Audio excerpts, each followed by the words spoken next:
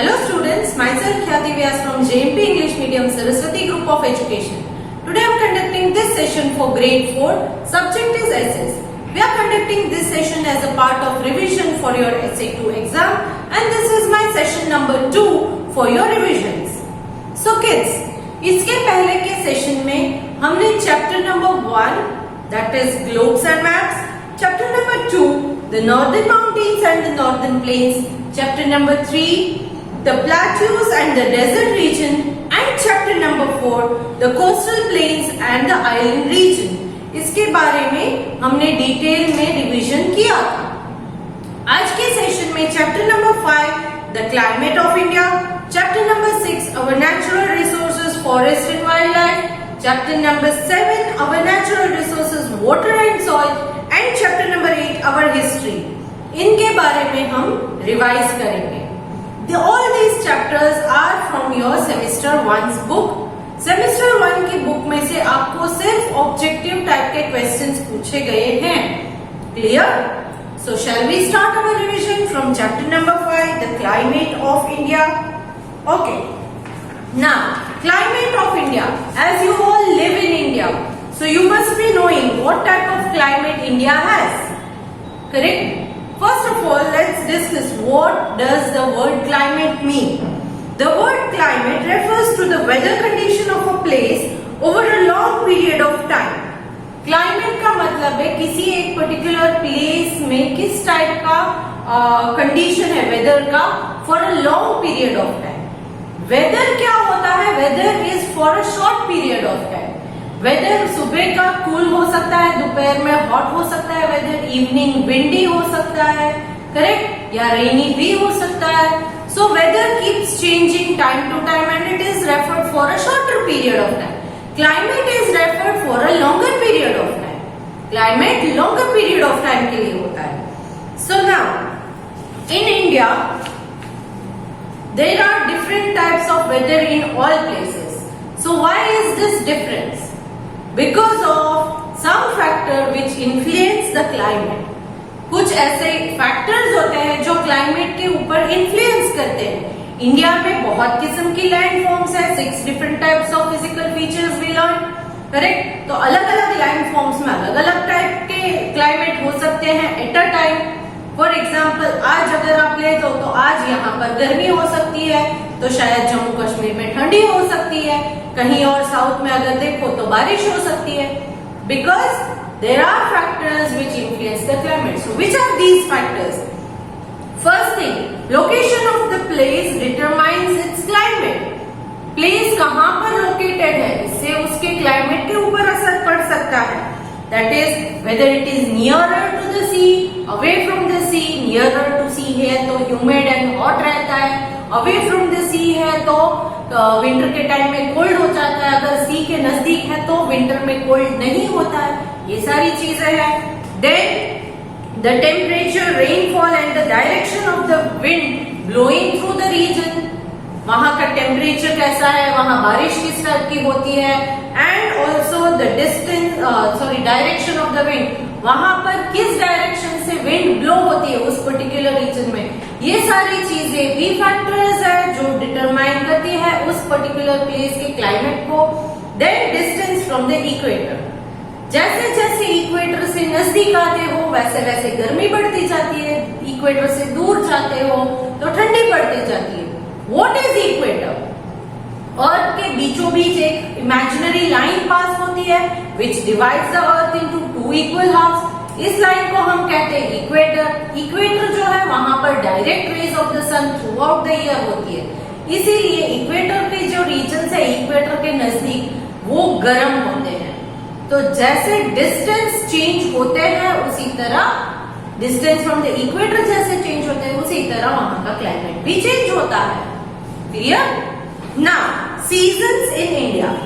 India में कितने seasons हैं? Summer, monsoon, winter and 2 more seasons that is spring and autumn. These are the additional seasons which are felt only in some places in India. Summer are extremely hot. गर्मी वाले season जो होते हैं उनको हम summer कहते हैं। Summer season में loo and thunderstorms are common. Afternoon के टाइम में लू ब्लो होती है। लू मतलब dry hot wind which blow during the hot summer days. Hot summer days में जो ड्राई हॉट विंड ब्लो होती है उसे लू कहते हैं, correct. And thunderstorm, thunderstorm normally बहुत ज्यादा गर्मी बढ़ जाने पर कभी कभी शाम के वक्त बारिश हो जाती है, तो उसे हम कहते हैं थंडरस्टॉर्म्स। देन अगर हम कहीं कोस्टल एरिया में रहते हैं तो ह्यूमिडिटी बहुत ज्यादा रहती है समर के टाइम में। ह्यूमिडिटी मतलब क्या? ह्यूमिडिटी मतलब आपके एनवायरनमेंट में, एटमॉस्फेयर में वाटर कंटेंट ज्यादा हो जाता है, भेज ज्यादा हो जाता है, तो ह्यूमिडिटी बढ़ जाती है। उसकी वजह से जो है हमें पसीना निकलना स्टार्ट हो जाता है। Next is monsoon season.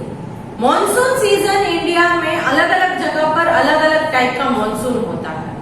Summer season में जैसे अलग अलग टाइप का समर होता है, वैसे ही मॉनसून भी अलग अलग होता है। समर सीजन में साउथ इंडिया में कम गर्मी लगती है मगर ह्यूमिडिटी ज्यादा होती है। नॉर्थ इंडिया में गर्मी एक्सट्रीम लेवल पर होती है, 40-45 डिग्री तक टेम्परेचर चला जाता है, बट ड्राई होता है इसलिए लू लगती है। साउथ इंडिया में लू नहीं लगती है, करेक्ट, बट ह्यूमिडिटी ज्यादा हो जाती है। उसी तरह मॉनसून भी साउथ इंडिया में बहुत सारी जगह है जहां बहुत बारिश होती है। सेम वे नॉर्थ इंडिया में भी बारिश ज्यादा होती है, बट कुछ ऐसे प्लेसेस है जैसे कि राजस्थान है, गुजरात है, तो यहाँ गुजरात में कम बारिश होती है, राजस्थान में उससे भी ज्यादा कम बारिश होती है, कभी कभी कुछ प्लेसेस पर बारिश ही नहीं होती है। तो मॉनसून कीप्स चेंजिंग। मॉनसून के टाइम में कहीं कहीं ड्रॉट आ जाता है। ड्रॉट मतलब सूखा पड़ना। जब को बारिश ही नहीं होती है, कम बारिश होती है, तो ड्रॉट हो जाता है। कभी कभी फ्लड आ जाता है, मतलब पूर पानी भर जाना, तो कभी कभी फ्लड हो जाता है। So monsoon keeps changing from place to place. Then in winter, winter के टाइम में क्या होता है? साउथ इंडिया में जो कोस्टल रीजन्स है, दरिया के किनारे, अरेबियन सी या बे ऑफ बंगाल के किनारे, इन कोस्टल रीजन्स में विंटर्स नहीं होते हैं। क्यों? क्योंकि जो सी का वाटर है, अरेबियन सी है या बे ऑफ बंगाल, इन सी का वाटर जब गर्म होता है डे के टाइम में, तब उस सी के ऊपर से जो विंड ब्लो होकर आती है, तब वो अपने साथ गर्म हवा लेकर आती है, तो इसलिए विंटर की फीलिंग नहीं आती है। But yes, in northern side, north India में ठंडी ज्यादा हो जाती है। सेकेंड रीजन, क्योंकि इक्वेटर के पास है साउथ इंडिया, तो इसलिए गर्मी होती है, और नॉर्थ इंडिया जो है वो दूर चला जाता है इक्वेटर से, इसलिए ठंडी बढ़ जाती है। Next is spring season. Spring season मतलब क्या? जब विंटर खत्म हो जाती है एंड समर स्टार्ट नहीं होता है, तब आता है स्प्रिंग सीजन। मतलब end of winter but summer has not yet started, तो उस बिटवीन के टाइम को हम स्प्रिंग सीजन कहते हैं। It is very pleasant season and normally flowers and tree Bloom during this season. नए पत्ते उगते हैं, फ्लावर्स खिलते हैं, तो वो स्प्रिंग सीजन है। One more season, additional season is autumn. Autumn कब होती है? जब बारिश मतलब मॉनसून की सीजन खत्म हो गई है एंड विंटर सीजन स्टार्ट नहीं हुई है, तो उस बिटवीन के टाइम को ऑटम सीजन कहते हैं। ये भी स्प्रिंग सीजन की तरह प्लेजेंट सीजन ही होता है, बट जैसे कि स्प्रिंग में नए पत्ते उगते हैं, फ्लावर्स ब्लूम होते हैं, ऑटम में पत्ते निकल जाते हैं, उखड़ जाते हैं ट्री में से। It sheds their leave, plants and trees shed their leave in autumn. So these were all the seasons that we have in our country. Next chapter, that is chapter number 6, our natural resources, forest and wildlife. First of all, what do you mean by natural resources? Early nature has gifted us with lots of good things such as air, water, forest, soil, minerals and wildlife. तो हमें by nature भगवान ने बहुत सारी चीजें दे रखी है। तो इन सारी चीजों में से कौन कौन सी चीजें हैं? जैसे कि एयर है, वाटर है, फॉरेस्ट है, सॉइल है। क्या ये चीजें हमने यहाँ पर लाकर रखी है? नो, ये चीजें गॉड गिफ्टेड है, इसीलिए इन चीजों को नेचुरल रिसोर्सेस कहा जाता है। क्या कहा जाता है? Natural resources. We depend on these for our daily needs. हमें नेचुरली जो चीजें अवेलेबल है हमारी प्लेस में, तो हम इनके ऊपर डिपेंड करते हैं, हम इनके ऊपर डिपेंड करते हैं। Now types of natural resources, two types of natural resources है। एक है एग्जॉस्टिबल, जिसको हम नॉन रिन्यूएबल कहते हैं, और एक है इनएग्जॉस्टिबल, जिसको हम रिन्यूएबल कहते हैं।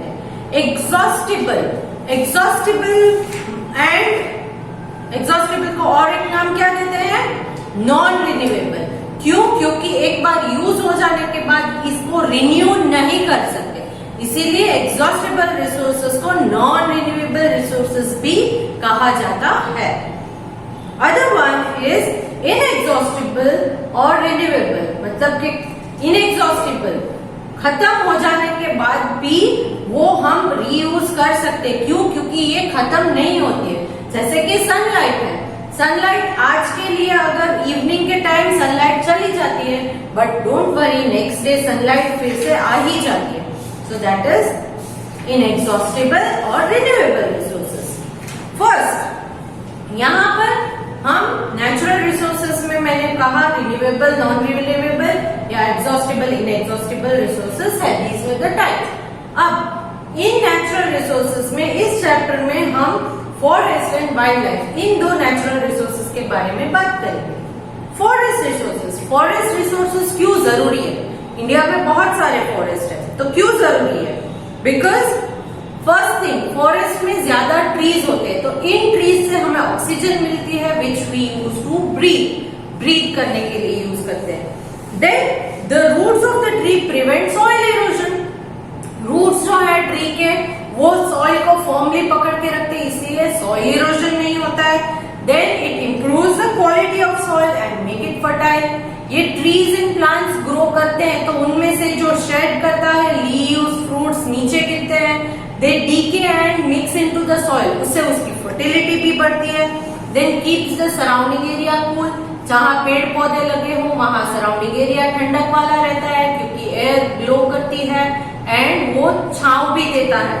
Then without forest there would not be rain, अगर फॉरेस्ट नहीं है तो वहां बारिश का होना भी बहुत मुश्किल है, एंड ड्राई एरिया हो जाता है, डेजर्ट भी हो सकता है, जहां पर ज्यादा ट्रीज नहीं उगते वहां डेजर्ट हो जाता है।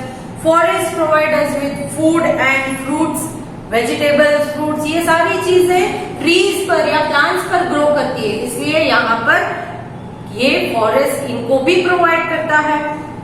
देन टिम्बर, लकड़ी मिलती है, उस लकड़ी से हम फर्नीचर बनाते हैं, हाउस बनाते हैं, मैचस्टिक बनाते हैं, एक्सेट्रा बहुत सारी चीजें, पेपर जैसी बहुत सारी चीजें बना सकते हैं इससे। देन कुछ ट्रीज की मेडिसिनल वैल्यू होती है, उनके रूट्स, बार्क्स, लीव्स, इन चीजों से दवाइयां बनाई जाती है, तो इसलिए they have medicinal value. Then people also use the wood of the tree as fuel for cooking, correct? And also they produce energy with that. उसको जलाने से फ्यूल किसे कहते हैं? जिसको जलाने से एनर्जी प्रोड्यूस होती है, इस चीज को फ्यूल कहते हैं, करेक्ट? स्पेशली विलेजेस में अगर आप देखो तो लकड़ियां जलाकर चूल्हा जलाते हैं और उस पर कुकिंग की जाती है। Then it is also, forests are also home for wild animals, birds, etc. तो बहुत सारे फायदे हैं फॉरेस्ट के। तो यहाँ पर फॉरेस्ट के इतने फायदे हैं, तो फॉरेस्ट हमारे यहाँ इंडिया में लैंड फॉर्म्स अलग अलग है, तो इसलिए टाइप्स ऑफ फॉरेस्ट भी बहुत सारे होते हैं। जैसे कि एवरग्रीन फॉरेस्ट, एवरग्रीन फॉरेस्ट ऐसे फॉरेस्ट है जो पूरे साल ग्रीन ही रहते हैं। कैसे? क्योंकि उन फॉरेस्ट में जो ट्रीज है वो एक साथ अपने लीव्स शेड नहीं करते। जब एक ग्रुप ऑफ ट्री लीव्स को शेड करते हैं, तब दूसरे बाकी के ट्रीज जो है उसमें लीव्स उगते हैं, और जब उनका ट्रीज शेड होते हैं तब फर्स्ट वाले ग्रुप के ट्रीज जो है उनमें लीव्स नए उगते हैं, इसीलिए पूरे साल वो ग्रीन ही दिखते हैं। Next is deciduous forest. Deciduous forest are also called monsoon forest, इनको मॉनसून फॉरेस्ट भी कहा जाता है। क्यों? क्योंकि डेसिडियस फॉरेस्ट जो है वो नॉर्मली मॉनसून सीजन में ज्यादा दिखते हैं, इसलिए उनको मॉनसून फॉरेस्ट कहा जाता है। डेसिडियस फॉरेस्ट का मेन जो ट्री है वो है सैंडलवुड ट्री, जो कर्नाटक में सबसे ज्यादा पाया जाता है, sandalwood tree. Then is thorny and scrub forest. Thorny and scrub forest जो है वो नॉर्मली डेजर्ट या ड्राई रीजन्स में पाए जाते हैं। क्यों? क्योंकि यहाँ के जो प्लांट्स एंड ट्रीज है उनमें लीव्स नहीं होते, ज्यादातर कांटे बहुत ज्यादा होते हैं, थॉर्न्स बहुत होते हैं, इसीलिए thorny and scrub forest. Next is mountain forest, या इनको कोनिफरस फॉरेस्ट भी कहा जाता है। क्यों? क्योंकि ये माउंटेन्स के ऊपर आप देख सकते हो, माउंटेन फॉरेस्ट या कोनिफरस फॉरेस्ट। कोनिफरस इसलिए कहा जाता है क्योंकि ट्रीज के जो शेप है वो कोन की तरह दिखते हैं, स्लोप्स होती है दोनों साइड में से, ताकि जब स्नो उसके ऊपर गिरे तो वो स्लाइड डाउन होके नीचे गिर जाए, उस पर सेटल ना हो सके, इसीलिए कोनिफरस फॉरेस्ट कहा जाता है। कोनिफरस फॉरेस्ट के जो ट्रीज है उसके लीव्स के शेप नीडल जैसे होते हैं। क्यों? क्योंकि फ्लैट लीव्स होंगे तो उसके ऊपर स्नो जम सकती है, करेक्ट, तो इसलिए नीडल शेप के होते हैं उसके लीव्स। नेक्स्ट इज टाइडल और मैंग्रोव फॉरेस्ट। टाइडल फॉरेस्ट, इसको मैंग्रोव फॉरेस्ट भी कहा जाता है। यहाँ क्या होता है कि इतना ज्यादा पानी भरा हुआ होता है टाइडल फॉरेस्ट में कि ट्रीज की स्पेशलिटी है कि ट्रीज के जो रूट्स होते हैं जमीन के अंदर, वो जमीन के बाहर भी दिख सकते हैं। क्यों? क्योंकि इन ट्रीज को ग्रो करने के लिए राइट अमाउंट ऑफ एयर भी चाहिए, एयर, वाटर, सनलाइट। तो अगर पूरा नीचे का फ्लोर जो है वो पानी से भरा होगा तो एयर कैसे मिलेगी, इसीलिए रूट्स बाहर निकलते हैं। इन मैंग्रोव फॉरेस्ट को आप वेस्ट बंगाल के सुंदरबंस में देख सकते हो इंडिया में, और यहाँ के स्पेशल ट्री है सुंदरी ट्रीज। आपने स्टार्टिंग में मैंने आपको बोला कि ये जो फॉरेस्ट है इनके बहुत सारे फायदे, तो क्या आपको नहीं लगता कि इनको प्रिजर्व करना चाहिए? That is why conservation of forest is very important, because they provide us with many facilities, many things we get from forest. Next is wildlife resources. हमारे यहाँ at present 514 wildlife sanctuaries and 39 tiger reserves, 100 national parks, 21 bird sanctuaries, ये सारी चीजें India में at present हैं। इनको क्यों government ने बनाया है? क्योंकि हमारे यहाँ के वाइल्ड लाइफ जो है उनको प्रोटेक्ट करने के लिए, बहुत वैरायटी ऑफ बर्ड्स हैं इंडिया में, इनको प्रोटेक्ट करने के लिए यहाँ पर क्या होता है कि हंटिंग या शिकार करना मना होता है। यहाँ वाइल्ड लाइफ सेंचुरीज है या नेशनल पार्क्स है, यहाँ पर ट्रीज को, एनिमल्स को, बर्ड्स को काटने की या मारने की परमिशन नहीं होती है, उनको प्रोटेक्ट किया जाता है। Clear? So all these things we have learned in this chapter. Next chapter number 7, our natural resources, water and soil. जैसे हमने प्रीवियस चैप्टर में पढ़ा कि हमारे नेचुरल रिसोर्स गॉड गिफ्ट में एक फॉरेस्ट है, एक वाइल्ड लाइफ है, उसी तरह इंडिया में God gifted water resources and अलग अलग टाइप्स की सॉइल भी है। तो वाटर रिसोर्सेज में जो है वो वाटर रिसोर्सेज मतलब वाटर हमें कहाँ कहाँ से मिल सकता है, उनको हम कहते हैं वाटर रिसोर्सेज, जहां से पानी मिले। So main source of water तो रेन ही है।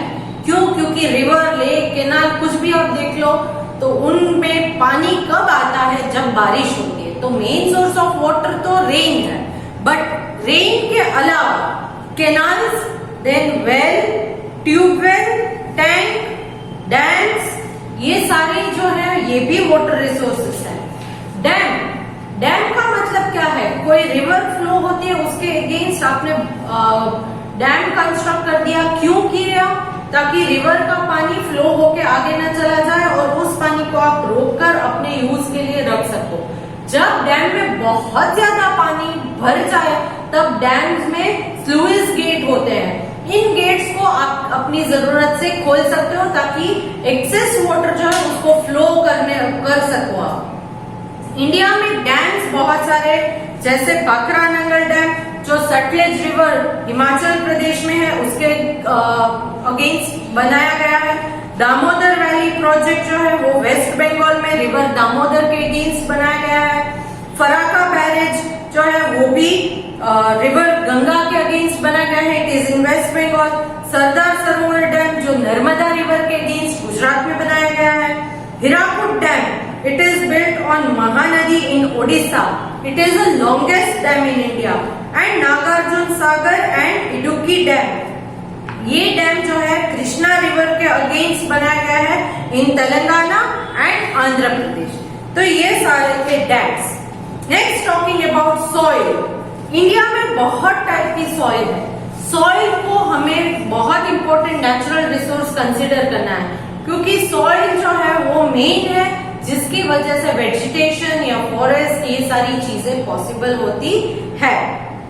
टाइप्स ऑफ सॉइल, सॉइल भी अलग अलग किस्म की है इंडिया में, जैसे कि एलुवियल सॉइल है, black soil, red soil, laterite soil, mountain soil, तो ये सारी चीजें हैं। एंड डेजर्ट सॉइल, तो ये बहुत सारी वैरायटी ऑफ सॉइल है और इसको प्रिजर्व करना जरूरी है। इसको प्रिजर्व करने से क्या होगा, वेजिटेशन अच्छा होगा। वेजिटेशन को और बेटर करने के लिए आप सॉइल में फर्टिलाइजर्स, नेचुरल फर्टिलाइजर्स डाल सकते हो या क्रॉप रोटेशन कर सकते हो ताकि उस सॉइल की फर्टिलिटी बढ़े। फर्टिलिटी बढ़ने का मतलब ये है कि उसमें और ज्यादा अच्छे से क्रॉप्स ग्रो हो। फर्टिलिटी बढ़ने के लिए क्रॉप रोटेशन की सिस्टम मैंने बोली। क्रॉप रोटेशन का मतलब क्या है, एवरी ईयर सेम टाइप का क्रॉप उस सॉइल में मत ग्रो किया करो, अलग अलग क्रॉप्स को ग्रो करने से क्या होगा, उसकी फर्टिलिटी बढ़ते रहती है। So this was all regarding this chapter. Next last chapter of your semester 1 book is our history, हमारी हिस्ट्री। Historians or the people who study history tell us that there were very advanced civilization near river Indus in about 2500 BCE. ये था Harappan civilisation. हमारी history, India की history या कहीं की भी हिस्ट्री हो, आप इसे 3 लेवल में पढ़ सकते हो। 3 लेवल्स स्टडी करने के लिए दिए गए हैं। एक है एंशिएंट पीरियड, मतलब कि प्री हिस्ट्री, जब हिस्ट्री रिकॉर्ड्स नहीं रखे जाते थे। दूसरा है medieval period and last one is the modern period. Ancient period में बहुत सारे सिविलाइजेशंस हुआ करते थे। इंडिया का सबसे इंपॉर्टेंट सिविलाइजेशन है हड़प्पन सिविलाइजेशन, और you can also call it as Indus Valley civilization. Then इसमें हम वैदिक एज के बारे में, the Mauryans, the Guptas, Alexander's invasion, इन सारी चीजों के बारे में जानकारी ले सकते हैं। मिडिवल पीरियड जो है उसमें द दिल्ली सल्तनत, द मुगल डायनेस्टी, इसके बारे में। एंड मॉडर्न पीरियड में हमारे जो नेशनल लीडर्स हैं, उन्होंने हमारे इंडिया के फ्रीडम के लिए किस तरह से स्ट्रगल किया, किस तरह से इंडिया को आजादी मिली। एंड महात्मा गांधी जी है या इन सारे लोगों के बारे में, नेशनल लीडर्स के बारे में हमें इंफॉर्मेशन दी गई है। So this was all regarding various periods in which we can study our history. So ये था हमारा सेमेस्टर 1 की बुक का कंप्लीट रिवीजन। क्लियर? अब इन 2 sessions, that is session 1 and 2, जो आपको साथ में एक ही दिन मिले हैं, उसके साथ में ऑब्जेक्टिव टाइप का पेपर आपको पीडीएफ के थ्रू भेज रही हूँ, तो आप उस पेपर को अटेम्प्ट कीजिएगा। आंसर्स मैंने नहीं टिक किए हैं, बट आंसर की अटैच की हुई है।